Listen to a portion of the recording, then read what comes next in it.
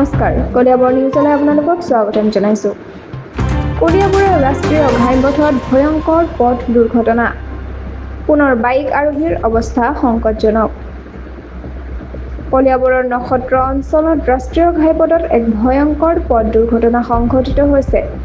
এই ঘটনাটো সংঘটিত হয় এখন দ্ৰুতবেগী বাইকে ৱেগানাৰ গাড়ীখনৰ পিছফালে খুন্দা মৰাত। খুন্দাৰ ফলত বাইক আৰোহীজন তীব্ৰভাৱে আঘাতপ্ৰাপ্ত হয় আৰু ৰাস্তাতেই উফৰি পৰে।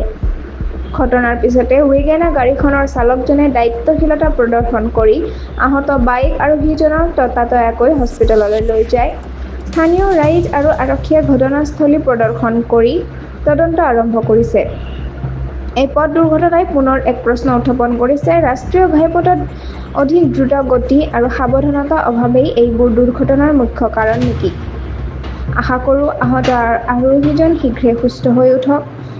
আপডেট পাই থাকিবলৈ সংযুক্ত হৈ থাকক কলিয়াবৰ নিউজ চেনেলটোৰ লগত। চেনেলটো লাইক, কমেণ্ট, শ্বেয়াৰ, ছাবস্ক্ৰাইব কৰিবলৈ নাপাহৰিব। লগতে কাষতে থকা বেল আইকনটো দবাবলৈ নাপাহৰিব।